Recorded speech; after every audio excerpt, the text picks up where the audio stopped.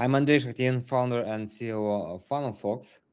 And today we have a wonderful guest, Phil Carter, to discuss a really hot topic about AI and how AI is shaping subscription business right now. Please welcome Phil. Hi, Phil. Thank you for joining us today. Yeah, thanks for having me back. Excited to do another one of these.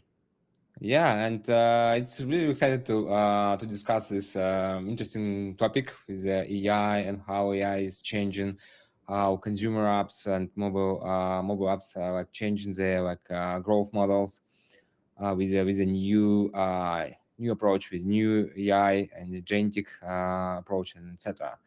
And everybody, you can drop your questions, comments in the chat, and we'll cover them in Q&A session at the end of the webinar, and all things will be recorded, so we'll send all materials at the end of webinar.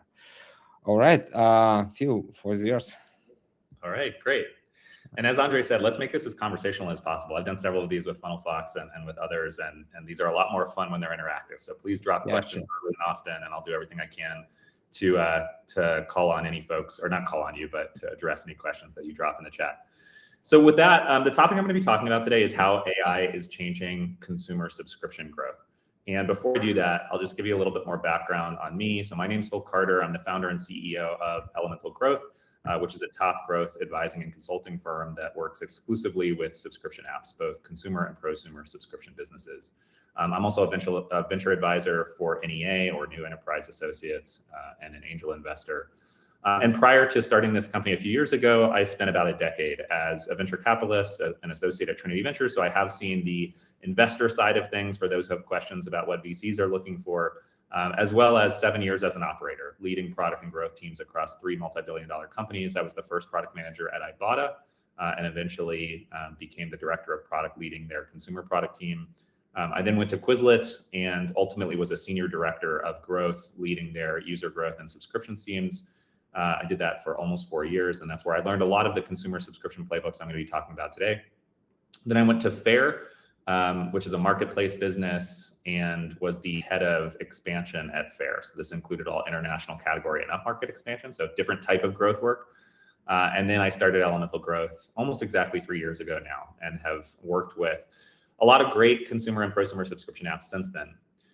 So here's a sample of some of the clients we've worked with. We've worked with about 35 clients since inception, with an average NPS score of 90%. These include more traditional category leading subscription apps like chess.com, Outside, or Imprint, as well as some of the fastest growing AI companies in the world right now. Companies like Perplexity, Gamma, ElevenLabs, Tolan, Whisperflow, and StudyFetch. So I'd like to believe I know a thing or two about consumer subscription app growth. And that's what we're going to be talking about today. And I'm going to start by talking about my framework for growing subscription businesses, and that's called the subscription value loop. Some of you may have seen some of the content I put out about this, but if you haven't, I'm going to be talking through it today. We'll go through value creation, value delivery, and value capture, which are the 3 primary steps in that loop.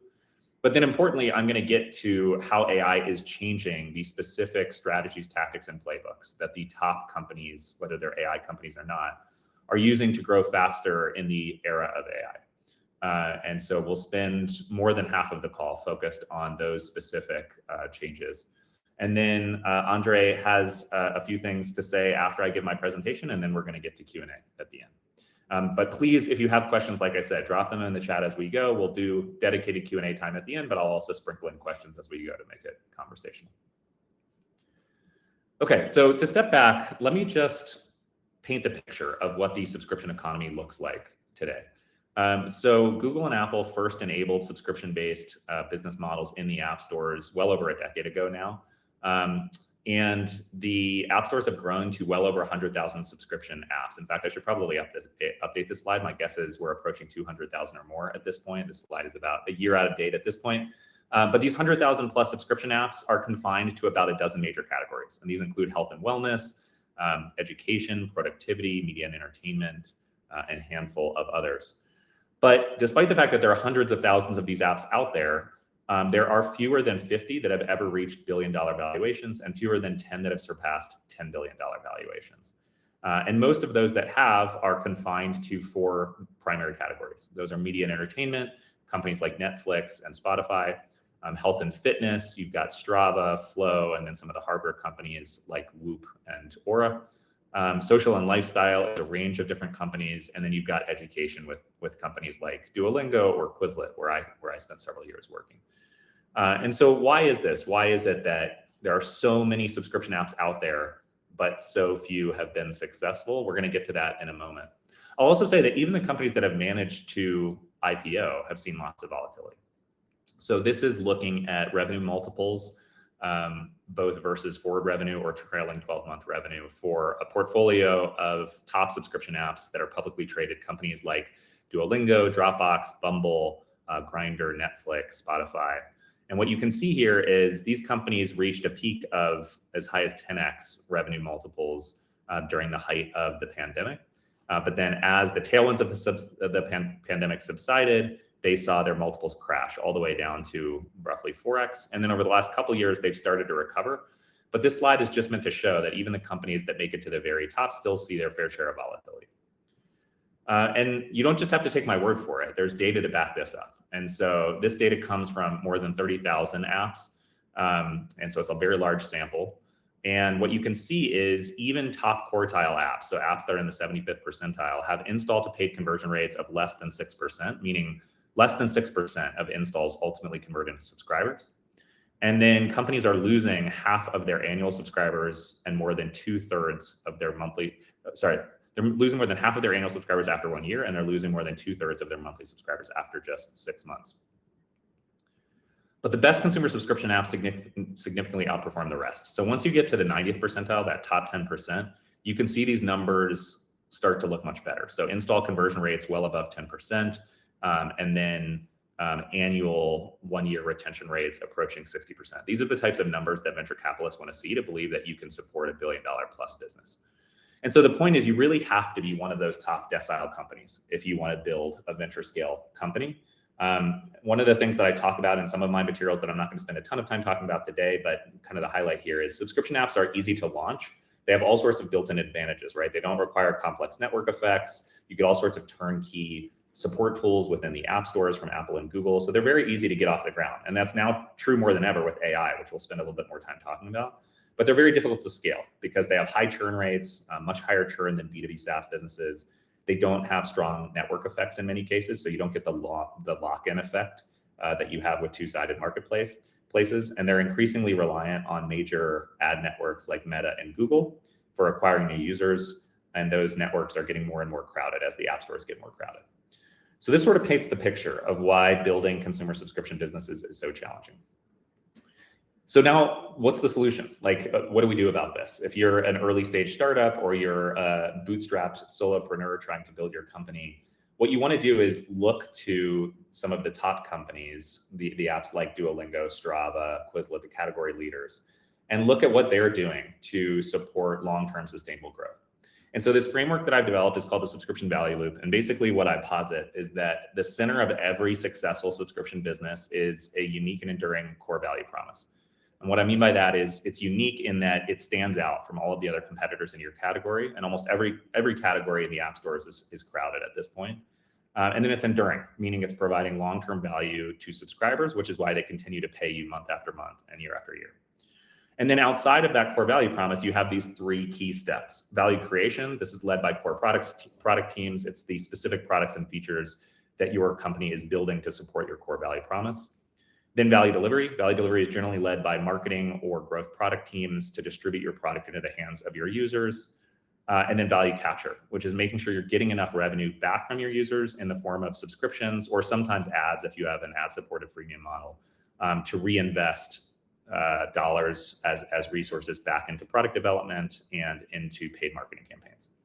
So as your value promise gets stronger and as you get better and better at these 3 steps, value creation, value delivery, and value capture, 2 key things happen. One, your LTV over CAC ratio, which is your customer lifetime value over acquisition cost, that should go up. And you want that to be over 3x, ideally, for venture capitalists to be excited about your business. And then your payback period comes down. And the best consumer subscription apps are paying back their paid CAC within the first month or even on the first day of acquisition. They're ROI positive on their acquisition costs almost immediately, which just means they can reinvest that cash back into growing the business. Okay, so there's the theoretical underpinning of our talk for today, which is the subscription value loop. But how do we put it into practice? So 2 years ago, I shared a guest post in Lenny's newsletter on the subscription value loop. And in it, I talk about these 10 specific tactics that top subscription businesses are using to grow as fast as possible. And those were build a great product, optimize pricing and packaging, deliver immediate value and onboarding, invest in web-based conversion flows, which is obviously very relevant for FunnelFox, optimize paywall visibility and conversion, maximize your premium value promise, minimize involuntary churn, leverage motivation tactics like streaks and badges, measure and promote viral word of mouth, and then use strategic discounts and promotions to better align price with willingness to pay. So these were my original 10 tactics, and I'll drop the link to this Lenny's newsletter guest post in the chat for those who are interested and haven't seen it before. Happy to answer questions if folks have any.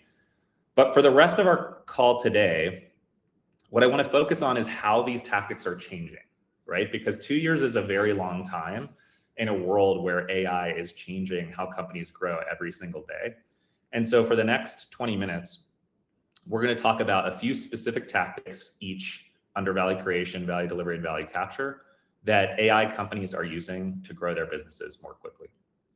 Before I do that, does anybody have any questions yet? I haven't seen anything in the chat, and that's totally fine if there aren't any questions. But if there are, I would love to answer a couple before we keep going.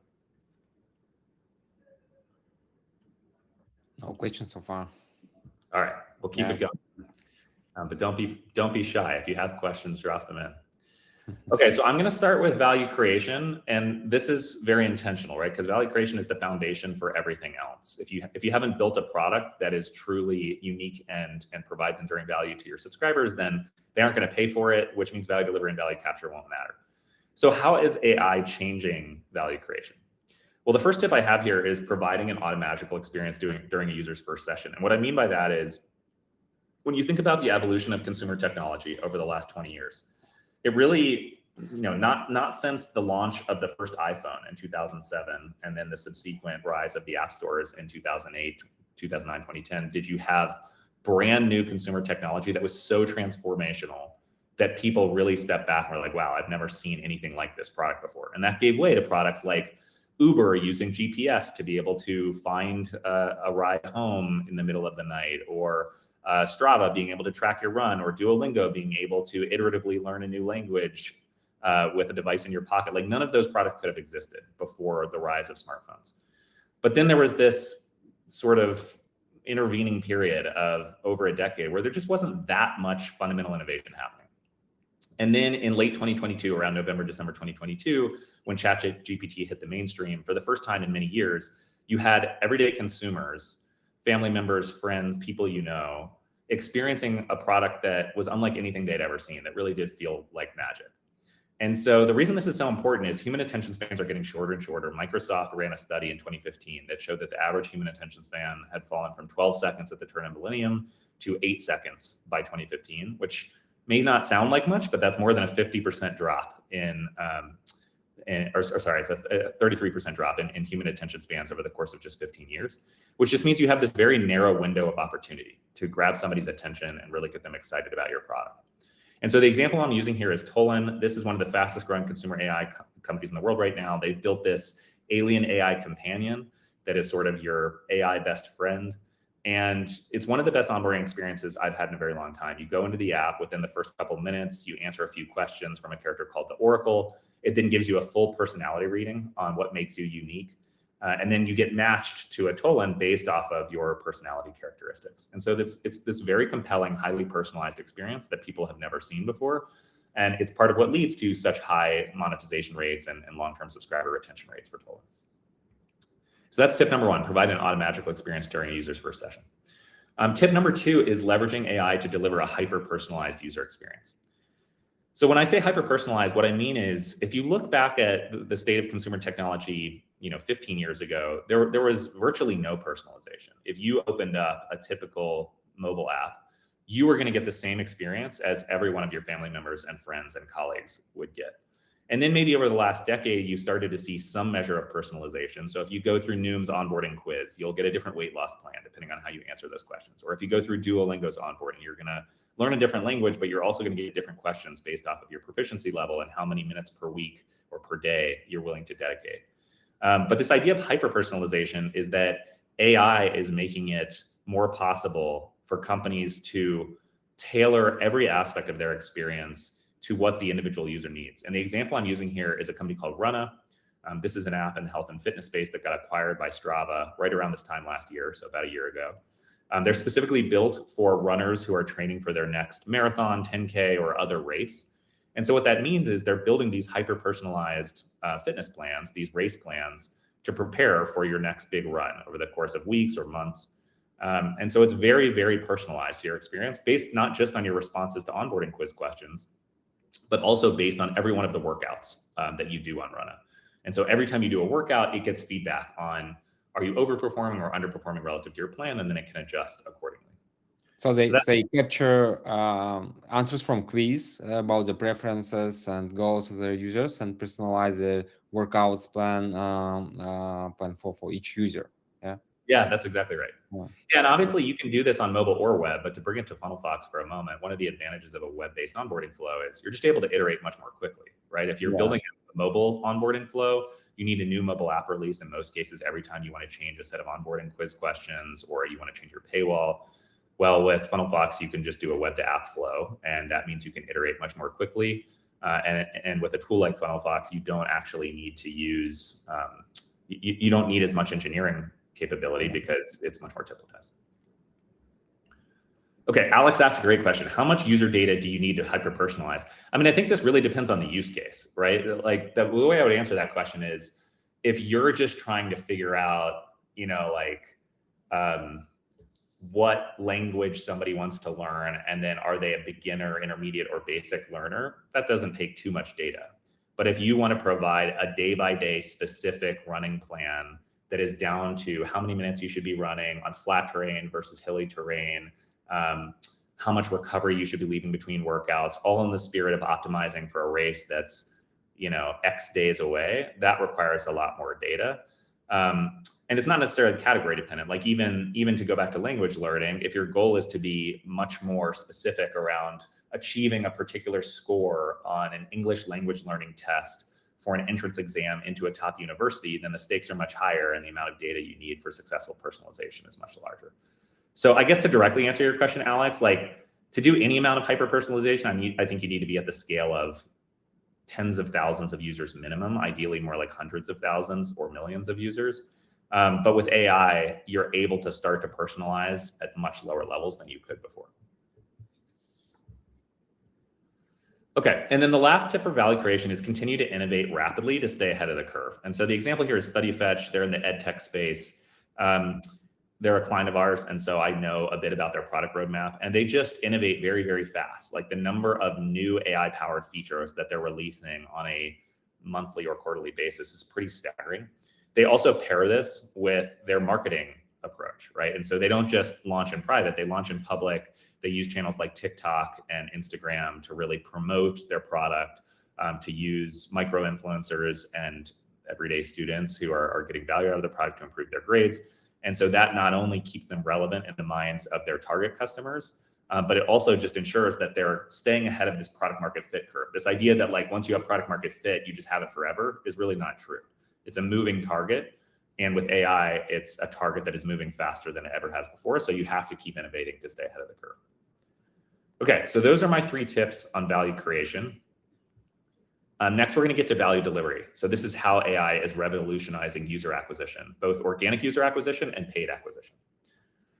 So tip number 1 here is leveraging PLG loops to amplify word of mouth, SEO, which is search engine optimization, and increasingly AEO, which is answer engine optimization, or optimizing your probability of appearing in LLM responses like Claude or ChatGPT or Gemini. So the example I'm using here is Gamma. They are one of the top AI apps in the world right now, specifically in AI-powered presentations, raised their Series B from Andreessen last year at a valuation over $2 billion. And they have all of these user-generated content and organic growth loops, specifically a personal viral loop. So this is where people are inviting their colleagues to Gamma because it makes the experience better for them. They want to have their teammates on Gamma because everybody's experience gets better. That's called a personal viral loop. Second is social viral loop. So this is I'm posting about Gamma on social media because I want to be perceived as an early adopter who's in the know. Third is casual contact loop. So this is, I might see somebody using Gamma to present at a conference like MAU or at a board meeting or in a team setting. And if this is somebody I respect and it's a good presentation, then I decide, okay, maybe I should give Gamma a try. And then the last is a UGC-driven SEO or AEO loop. And in Gamma's case, this is, you've got millions and millions, I think 100 million monthly active users now who are creating both presentations and websites, because Gamma also allows you to create websites. And all of that is content that can be crawled and indexed by Google and other search engines, which makes Gamma more discoverable by other users who may encounter the company or the product through these other presentations and websites. So all four of these, the personal viral loop, the social viral loop, the casual contact loop, and the UGC-driven SEO loop, are organic ways of growing your business that don't require paid acquisition. And it's part of why Gamma's been able to achieve tens, if not hundreds of millions of MAUs and tens of millions in ARR, while spending very little of the outside capital they've raised. Number two is investing in community to drive organic growth through UGC. So the example here is Notion. Notion is one of those products that was very horizontal from the very beginning. So unlike most products that start as point solutions, Notion launched as this full suite. It's basically the wiki for your company, where you've got databases and you've got templates and you can use it for all these different tools, right? And so what they needed to do was rely on their early adopters to really explain and evangelize their product. And then they also created digital artifacts in the form of templates that could be easily shared on social media channels like YouTube or TikTok. And so when Notion launched Notion AI in 2023, they were one of the first companies to really go all in on AI. They went back to the well with the same strategy, and they really leveraged this evangelist community that they cultivated over many years to help get their new AI products out to market and explain to users how they should be getting value out of those AI products. Number three is using AI tools to build and test hundreds of creatives per month. So I know a lot of you are probably relying on meta ads or other paid acquisition channels to grow your businesses. AI tools like ElevenLabs for voice, Suno for music, or VO3 for video have become really powerful ways of just generating more content more quickly to power your paid acquisition budgets. And so some specific tips here: hold monthly creative planning meetings to map out your strategy and your backlog of creative briefs. Test new creative concepts every week, and then review performance every couple of weeks.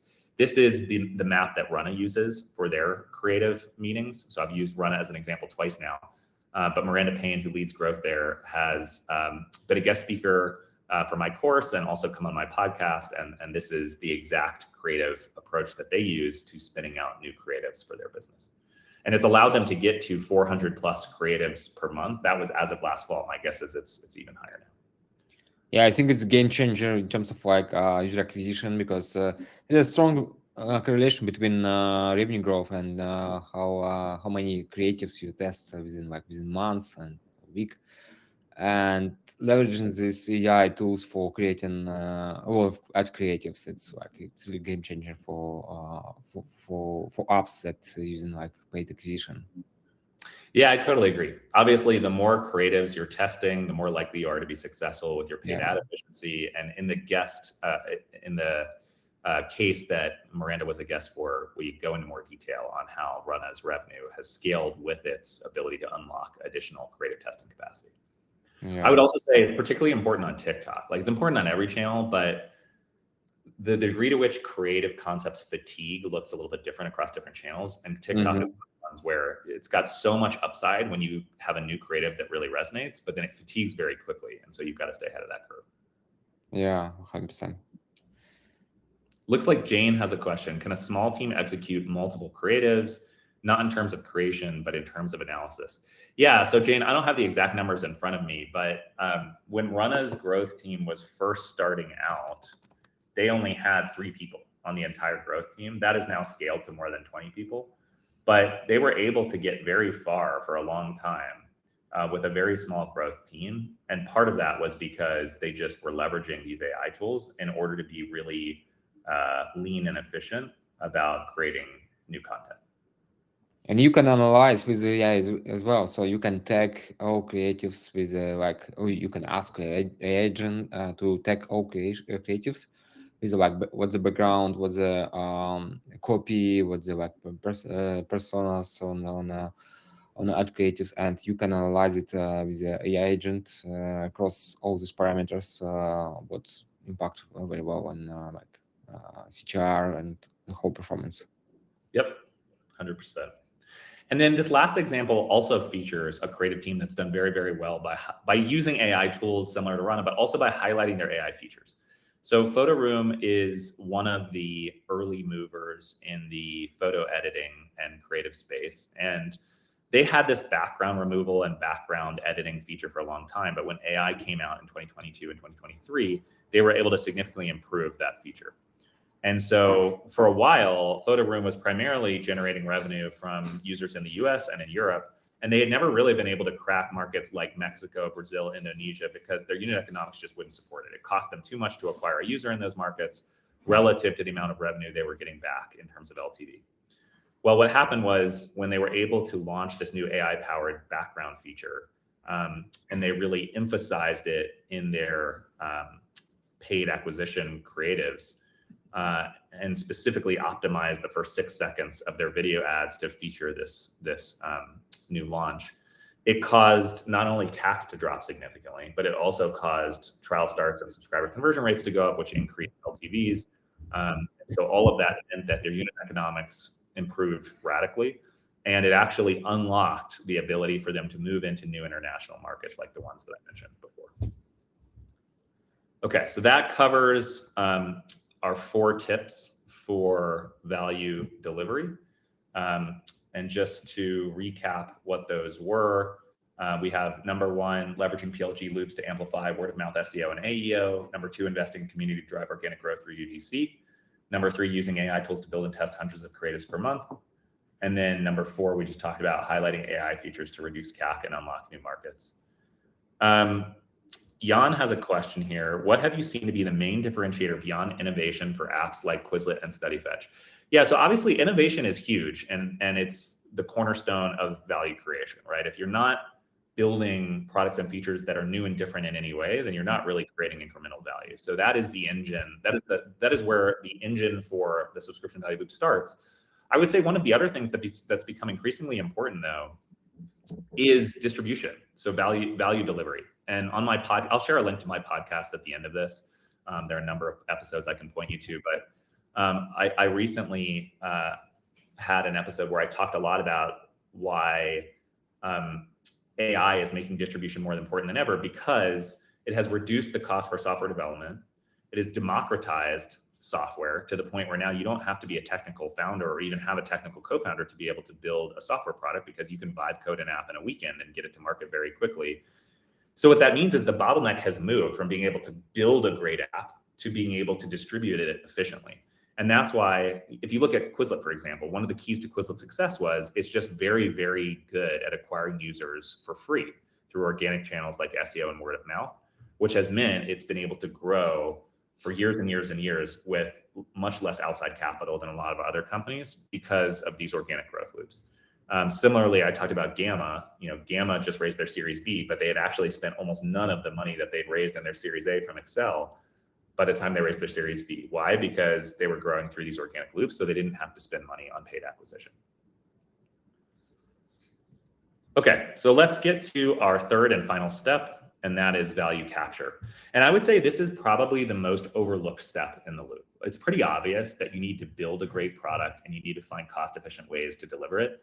I would say where a lot of early stage companies fall down is they're overly generous in giving away way too much value for free, which means they're not recapturing enough value in the form of subscription revenue to reinvest in product innovation and paid acquisition. So it's really, really important to strike the right balance there. Otherwise, you can get yourself in a pretty difficult place.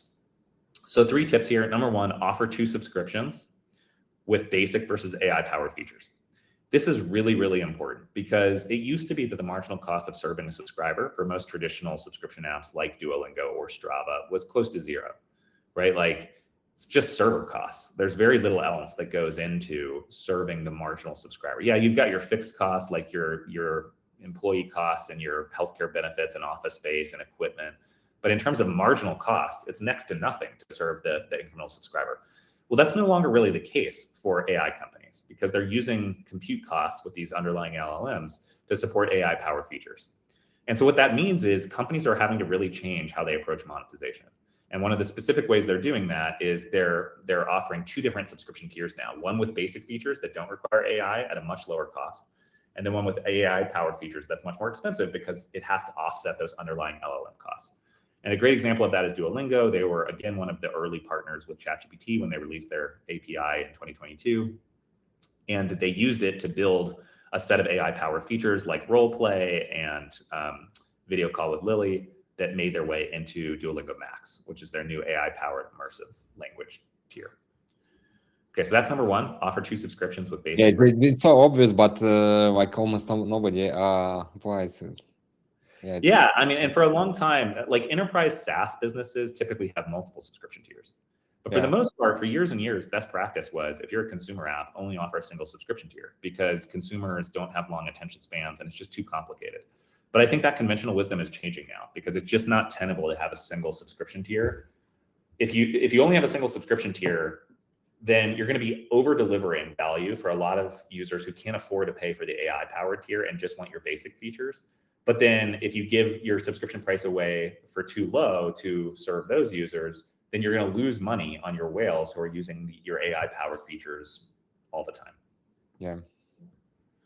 All right, tip number 2 is similar, which is limit trial links and freemium offerings to minimize AI costs. So in the same way that you want 2 subscription tiers, a basic and an AI powered tier, in order to cover your LLM costs, you also don't want to give away too much for free in terms of 7 or 30-day free trials or freemium offerings that are just too generous.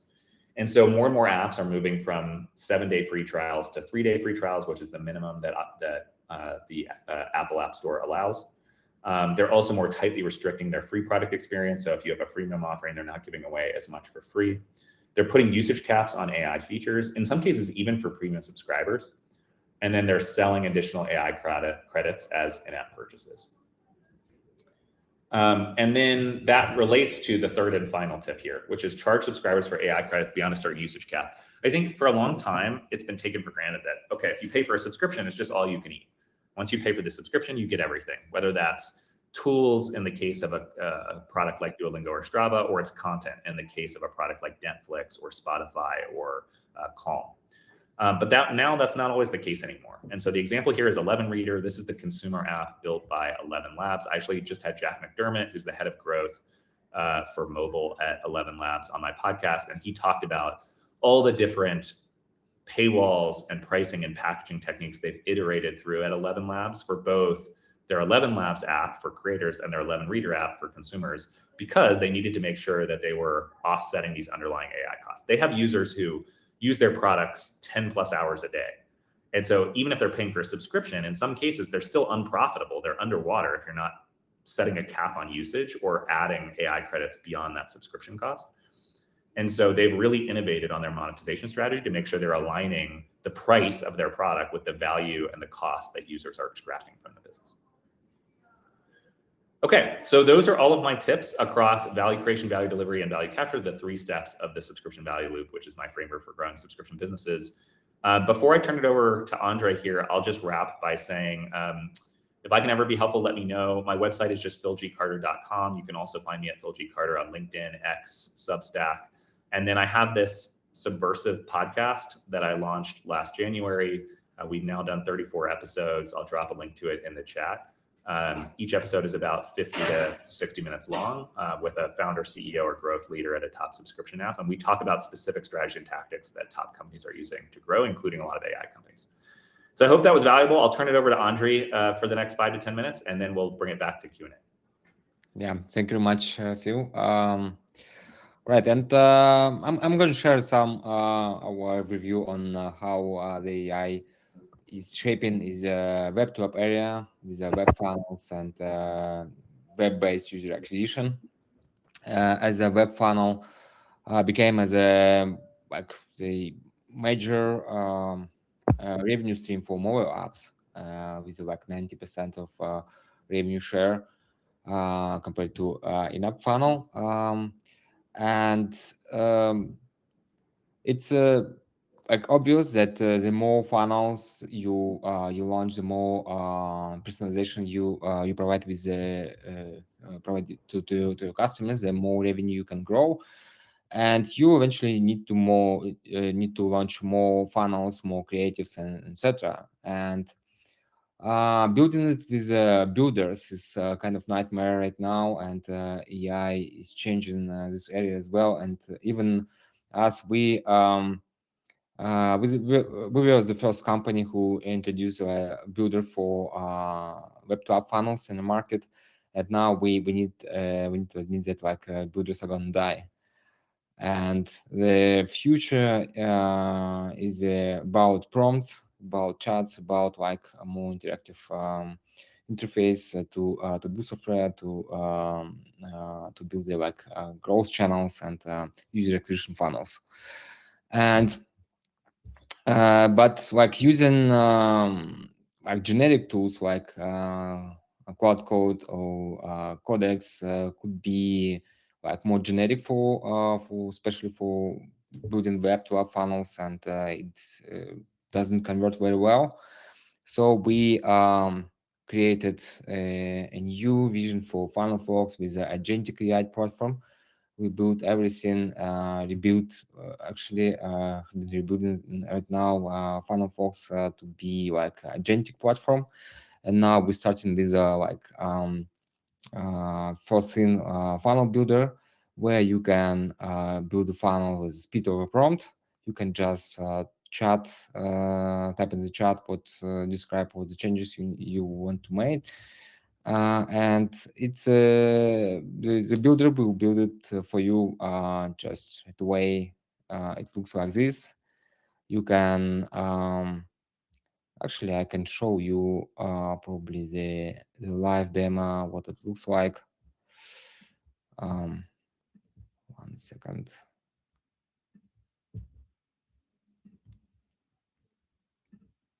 So this is, for example, the funnel of the ladder that I built with a new AI agent here. You can see here the chat where I can type the changes that I want to make, and you can change everything here through the chat. It's basically like lovable for web to app funnels.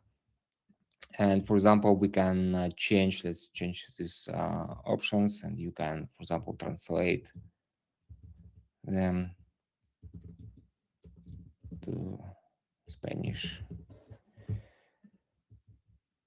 And also you can change everything here like manually, of course, if you need to add like some personal touch and make any tiny changes in your screens and funnels. And for bulk changes or for more changes like adding screen or changing the content on the screen or changing pricing or adding more screens, you can use the chat. And for some routine actions, it's a game changer.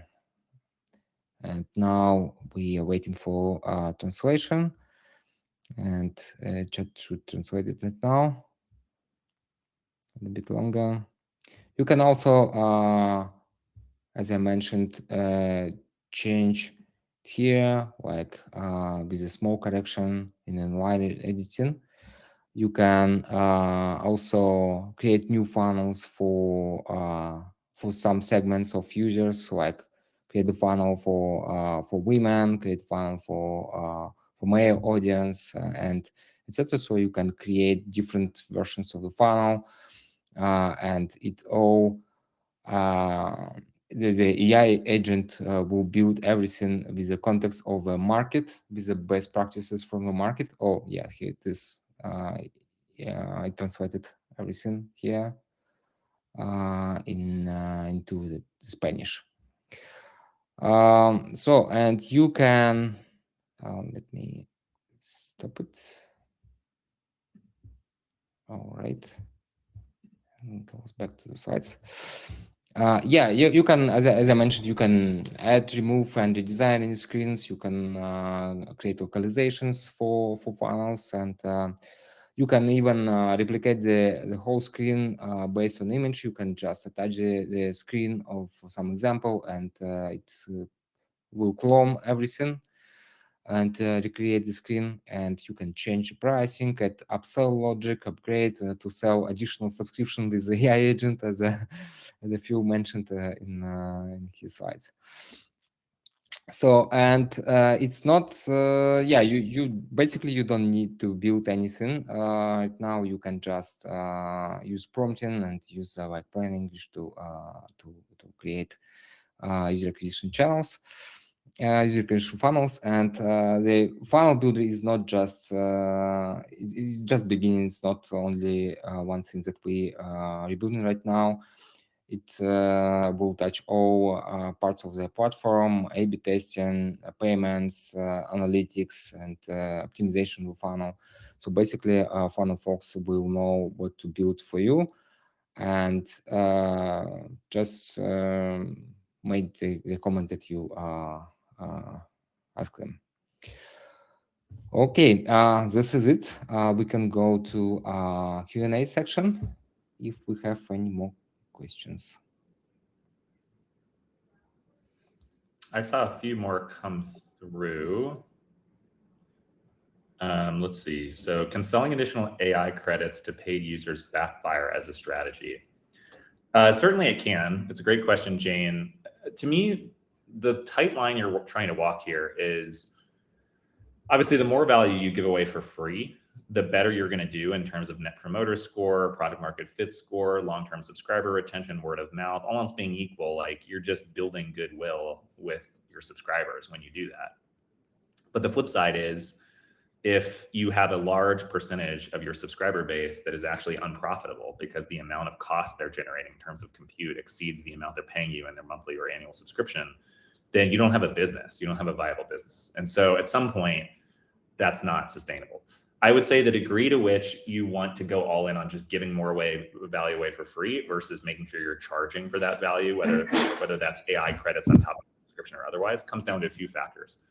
One is, how big is the market you're going after? And is it a blue ocean market or is it a highly competitive market? So an extreme case would be, ChatGPT versus Claude, or OpenAI versus Anthropic, right? Like, they are the two largest labs models going up against Google and Gemini in this massive blue ocean market that is horizontal LLM lab. And so in a lot of cases, even though their products are expensive, they're in some cases, they're losing money on some of their most valuable users and subscribers, or at least that would be my conjecture. But it makes sense for them as a long run strategy because they're in a dogfight for market share, and they don't care so much about squeezing out every last penny of profitability from the business in the short term. What they care about is being the number one player in the market, because ultimately that's going to lead to a much larger enterprise value over the long run. So that's on one extreme end of the spectrum. But on the other extreme end of the spectrum, if you're a bootstrap startup, or you're a solopreneur, or you're a small seed or Series A funded company, you only have so much capital. And if you're racking up these huge LLM costs, then you're going to run out of money. And so I think you just have to keep that in mind. So that's one factor. Another factor is, to what extent are free users or subscribers generating value for you that goes beyond the financial value you're getting from the revenue they're paying you? And so we talked about Quizlet before. In a case like Quizlet, even non-subscribers generate a ton of value for the business if they're highly engaged, because they're talking to, if they're a teacher, they might be sharing it with their classroom, their students. If they're a student, they might be sharing it with their classmates or their friends or their siblings. So that's word of mouth. They're also creating content in the form of digital flashcards called sets, which then get crawled and indexed by Google and drive a huge percentage of Quizlet's growth through organic user acquisition. And so another factor you have to consider is, are these users generating non-financial value for your business in the form of organic user acquisition or other factors? So it's not a simple solution. Like, you need to consider all of these different variables when thinking about how generous or not generous to be about giving away AI credits versus charging for them. But I would say, up until maybe a year or two ago, the idea of charging your subscribers for additional usage beyond what they already get in their subscription would have been absurd. Like, nobody would have really thought to do that. And that has now changed. More and more of the top AI companies are doing this. Or they're just capping you. Like, I'm sure many of you have used Claude and Claude Code before. I think we've all had the experience where you're in Claude Code, you're doing some important project, and then it's like, oh, you've run out of credits. Sorry, you have to wait for 5 hours before you can start using the product again. So that's another option if you don't want to charge people. Okay, Pablo asks, about basic and AI featured offers, where do you think is the right moment in the user journey to show both tiers? Yeah, that's a great question. So there are a couple of experts out there who talk a lot about paywalls and specifically paywall placements. And this is oversimplifying it, but at a high level, the common areas to trigger a paywall are before onboarding, immediately after onboarding, on subsequent app launches, whether that's every app open or 1 out of 5, 1 out of 10 app opens, or certain days of the week, or so on and so forth. And then the last one is contextual upsells, where you're actually triggering a paywall based off of the usage of a specific premium feature. So at the very highest level, I would say, think about those 4 different placement opportunities for your paywalls: before onboarding, after onboarding, subsequent app opens, and then triggered off of premium feature usage. And then as far as like which tier you expose to the user, it depends on which placement we're talking about, right? So like, if it's pre-onboarding, you probably want to show both tiers, because at that point you don't know anything about the user or which tier they're more likely to be interested in. If it's at the end of onboarding, well, maybe you only show one tier or the other, because depending on their answers to onboarding questions, you may already know this person is more likely to be a basic subscriber versus an AI subscriber, or you show the tier that you think they want as primary, and then there's this tactic where you can put more plans at the bottom. And that way, if you guess wrong, they could still click more plans, and then you could show a side-by-side comparison. If it's on subsequent app opens, I would say the advantage there is, okay, now you not only have their onboarding quiz responses, but you also have all of their activity up until that point, which you can use to customize. Do we show them the AI tier or the basic tier? And then if it's a contextual upsell, then the answer is obvious, right? Because depending on which premium feature they engage with, if they're engaging with a premium feature that's only available in the AI tier, then obviously you're going to show them the AI tier. If they're engaging with a feature that's available on the basic tier, then maybe you show the basic tier, but you also say, hey, do you want even more features or more functionality? Consider upgrading to the AI tier. Will there be a cap on prompts? So Travis, if you want to come off mute or expand on your question here, feel free, but otherwise I'm just going to guess what you meant. I assume what you mean is when I talk about capping AI usage or charging subscribers for additional AI credits, what that means is at some point you just can't prompt the AI anymore. You have to pay money for additional prompts or pay money for more advanced prompts. Yeah, and probably so, Travis addressed that question to me regarding the FunnelFox, that we cap prompts on. Oh, I'm sorry. Funnel builder, probably. Yeah, I don't know. I just guessing. Yeah, that makes sense. Yeah, there will be a cap. We will introduce it a bit later. Yeah, but you can of course like extend these credits. Yep, that makes sense to me. Sorry, I missed your presentation. All right, and then Ole has 2 questions. So what's a good benchmark for conversion rates for the web to app funnel? So a couple things. So one, I had mentioned this before, but in my Lenny's newsletter guest post, I include a link to a cool tool called the subscription value loop calculator. And the subscription value loop calculator allows you to compare the performance of your app against a number of benchmarks, not just overall benchmarks, but benchmarks that are specific to your category and performance tier.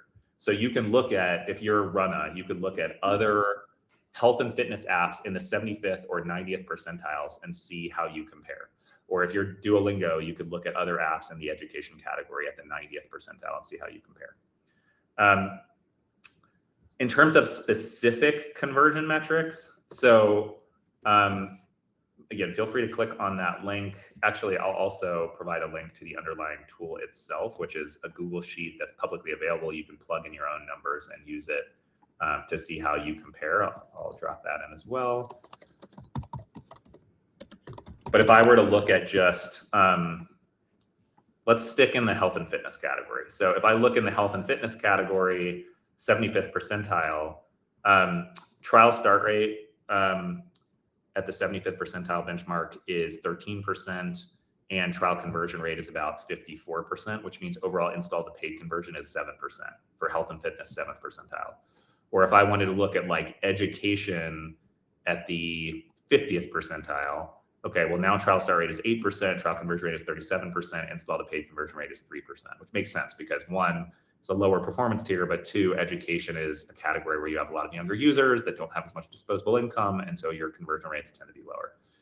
So as far as like web to app specific conversion rates, maybe Andrey could provide more detailed numbers there. These aren't necessarily web to app exclusively. They include web to app as well as mobile onboarding flows. But I would say as a rule of thumb, like trial start rates, you generally want trial start rates to be in the like 10 to 20% range. Something like this, yeah, something like this. But like the difference is that in web top funnels, free trial is not like a common practice.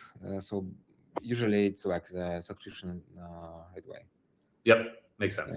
Yeah. But as a rough rule of thumb, I'd say like aim for roughly 10 to 20% trial start rate and roughly 40 to 50% trial conversion rate, which means you're in the like 4 to 6% install to paid conversion rate range. And then obviously if you can do better than that, that's great, but that's a good place to start. Yeah, because it's average conversion rate like 3% in web to funnels, but it depends on pricing and even creatives. So for different creatives, it could be a different conversion rate. Yep.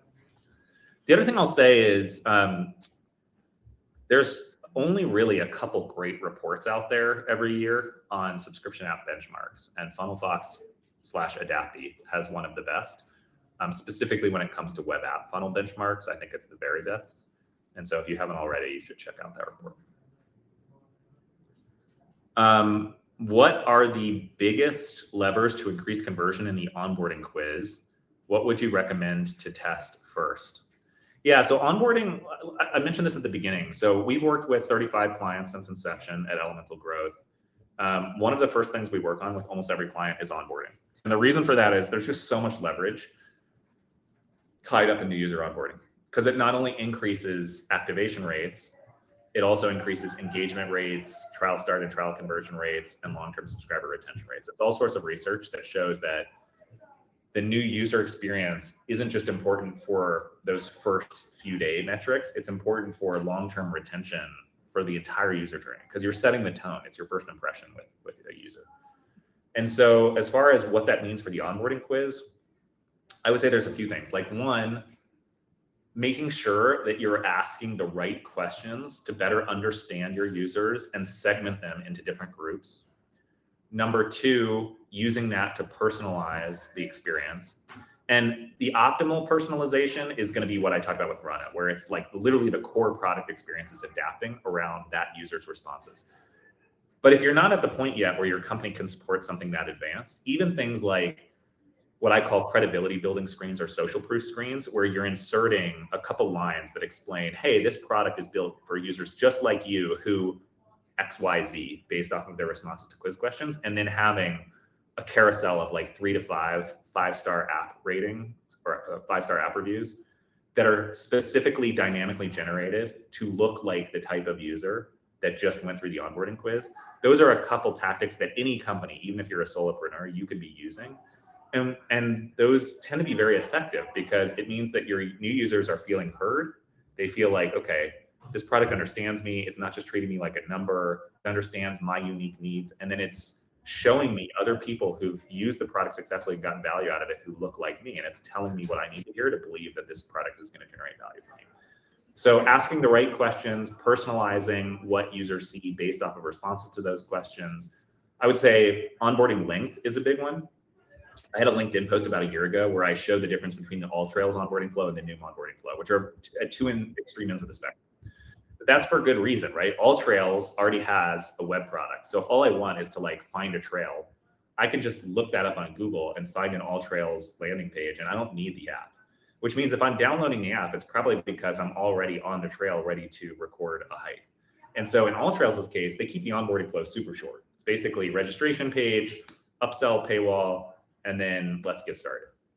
In Noom's case, it's the opposite because they're trying to help people lose weight. In many cases, they're dealing with people who've tried all these other weight loss programs, Weight Watchers, or whatever the case may be. They haven't worked. And so they need this long onboarding quiz, or what's often referred to as a longboarding quiz, in order to build motivation and ask questions and personalize the weight loss plan to really convince this user that this is going to work, where all of these other attempts they've tried to lose weight have failed. And so it's two opposite extremes in terms of how long the onboarding quiz should be. And that is very much a function of who their target customer is and the problem they're trying to help that customer solve. Yeah, and onboarding quiz also could provide the value itself. So, for example, this example with the weight loss, if you show the prediction how when they lose the weight and hit the target weight, it's could be value for users as well. So it's like it's answering this question and understanding this themselves, why they want to lose weight, why they want to do that, and when they can do that. It's already value itself. Yep, absolutely. Yeah, that's right. Like in the best cases, you can actually generate value right away in the onboarding quiz. You don't even have to wait for them to get into the core product. You're generating value simply by asking them valuable questions, teaching them about weight loss and certain strategies that will work, and then convincing them that your personalized solution for them is going to work where other solutions have failed. And then the last one is paywalls, right? Like having different messaging on the paywall depending on how they respond to onboarding quiz questions, even potentially offering different prices. So having dynamic discounts based off of how they answer certain questions or the type of user they are. All of those are valuable strategies. I guess the last one, and I have a great podcast episode with Greg Stewart, who's the CEO of Ladder, which is one of the top fitness apps in the country right now, specifically in strength training. He talks about how they predict the LTV of every user based off of their responses to quiz questions. They've gotten it all the way down to the level where every incremental response to a quiz question gives you an incremental LTV value that they can use to sum up the total predicted LTV of a new user. And they pass that information back to ad networks like TikTok and Instagram. And then they can use that to go after more high value users based on those predicted LTV values. So those would be 5 specific tactics for optimizing your web to app quiz. All right, I think that answered everyone's questions. Maybe one last thing I'll do real quick here before we wrap up is I'll just drop a few of the specific podcast episodes I had mentioned for those who are interested. There was the one with Greg at Ladder. There was the one with Olivier Lemery, who's the CMO at Photomath, and then the one with Miranda Payne at Runna. I'll just drop those into the chat before we wrap up here if anybody wants to check those out. Yeah, check it out. That's like good podcasts. So a lot of insights.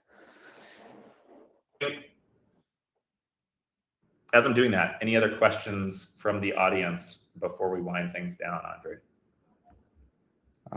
We have one more in-app conversion rate versus web-to-app conversion rate, which is better in future.